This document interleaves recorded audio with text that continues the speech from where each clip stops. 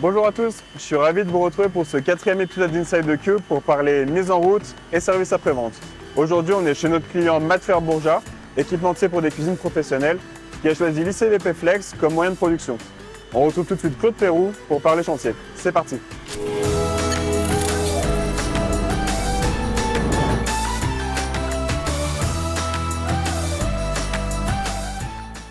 Alors nous voici donc devant l'équipement qui vient d'être monté et mis en service chez Matfer Bourja. Vous pouvez reconnaître une ICBP Flex qui est le produit phare de SEM Technologies. Claude, est-ce que tu peux nous expliquer comment se déroulent les opérations une fois arrivé sur le site client? On commence par l'assemblage mécanique des gros éléments. Il faut qu'on installe tous les éléments, on fait la tuyauterie autour. Et ensuite, après, arrivent les électriciens. On fait le câblage électrique avec le goulotage. Et ensuite, arrive plus tard la mise en service. Dès que le montage, le tuyautage et l'électricité est fini, l'agent technique arrive. Il commence par faire les entrées-sorties. Il teste s'il n'y a pas d'erreur de câblage avec l'électricien encore sur place pour être sûr que tous les raccordements sont conformes au schéma électrique. Ensuite, suite à ça, on fait les tests unitaires et manuels de tous les éléments. C'est les portes, les vannes, les moteurs, ainsi de suite, tout ce qui est en mouvement sur la machine. Donc en l'occurrence ici, sur cette installation, on a des étapes en mécanique, en électricité et même en robotique. Est-ce que ça implique une grande polyvalence de ces équipes dans leur métier? Alors toutes les équipes qui interviennent du début de la première phase de montage, pilotage, électricité ou mise en service, c'est tous des gens qui sont extrêmement polyvalents. Et en plus, il faut aussi avoir un côté relationnel qui est assez poussé, puisqu'il faut en permanence, le client est en permanence sur le chantier, donc il faut dialoguer avec le client, lui expliquer ce qu'on fait. Et de plus en plus, on voit dans les usines apparaître des robots, et c'est pour ça que ECM est capable d'apporter cette solution-là en plus. Mais ce sont les mêmes équipes, les metteurs au point, les metteurs en route, les agents techniques, qui travaillent avec la cellule robotique, justement pour les échanges entre l'ICBP Flex et la robotique. Merci Claude pour les explications. Maintenant que la mise en service est plus claire pour nous, on va retourner à Grenoble pour prendre le relais avec les équipes SAV.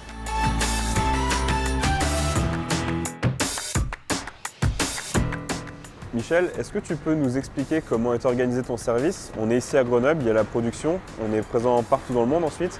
Comment est-ce que vous vous organisez pour faire face à ces enjeux et vous déployer efficacement à l'international? Le SAV, en fait, il se décline en 3 entités. En fait. On a une entité donc basée ici, on a une entité qui est basée en Chine et on a une entité qui est basée aux US.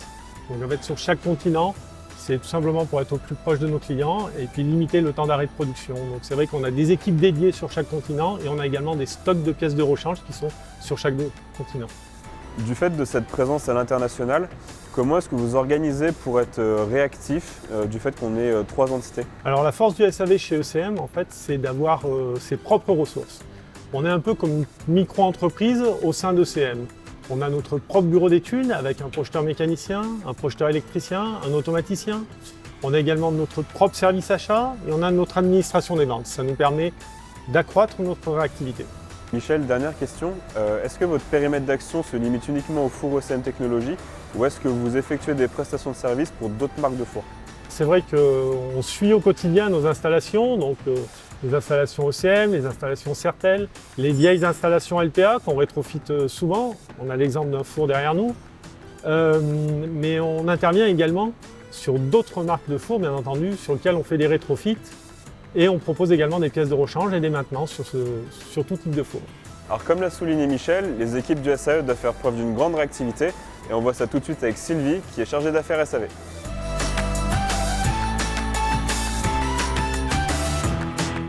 Bonjour Sylvie, en tant que chargée d'affaires SAV, c'est toi qui vas gérer la relation client une fois l'installation en production. Est-ce que tu peux nous expliquer ton quotidien? Absolument, au SAV, nous prenons le relais dès la mise en service des fours chez les clients pour des demandes pouvant aller de la pièce de rechange jusqu'au rétrofit complet du four. Nous assistons les clients dans leurs projets, par exemple d'extension de machines ou de déménagement de four d'un site client à un autre. Et bien sûr, nous proposons de les assister dans leur maintenance annuelle. Ok, c'est très clair. Selon toi, quel est l'aspect le plus important pour le client en termes de service? Le plus important pour les clients, c'est que nous soyons réactifs. Ce matin, par exemple, nous avons reçu un appel d'un client allemand qui avait besoin en urgence d'un joint gonflable pour l'apport de sa cellule de trempe.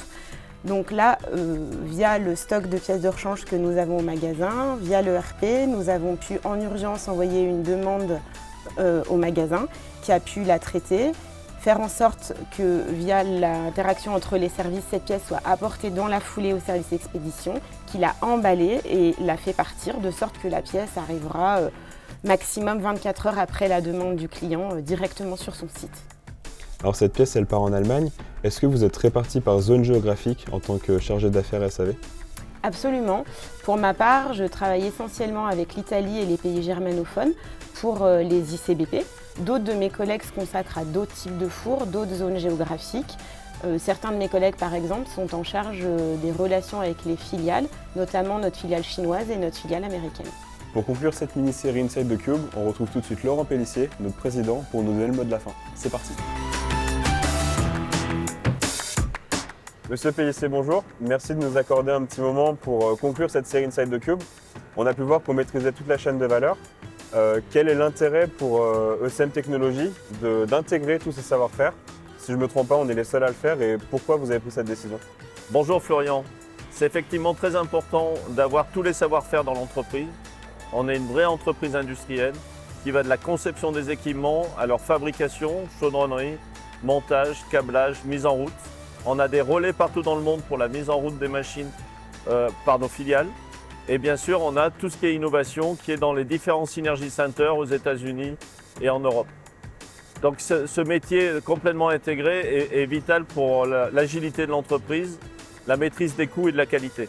Donc on a une richesse de savoir-faire au sein de l'entreprise. Est-ce que vous avez un mot à adresser à vos équipes dans ce contexte particulier? Le travail que nous avons réalisé avec les équipes d'ECM depuis maintenant plusieurs années, 4 à 5 ans, porte ses fruits aujourd'hui. On voit qu'on est sur des marchés innovants et porteurs autour de l'éco-responsabilité, des nouvelles énergies, des nouveaux modes de mobilité. Donc ECM est bien placé aujourd'hui pour continuer à se développer malgré toutes les contraintes extérieures qui sont difficiles à maîtriser. Donc merci aux équipes qui ont fait un travail remarquable et on a des perspectives qui sont très bonnes pour les années futures.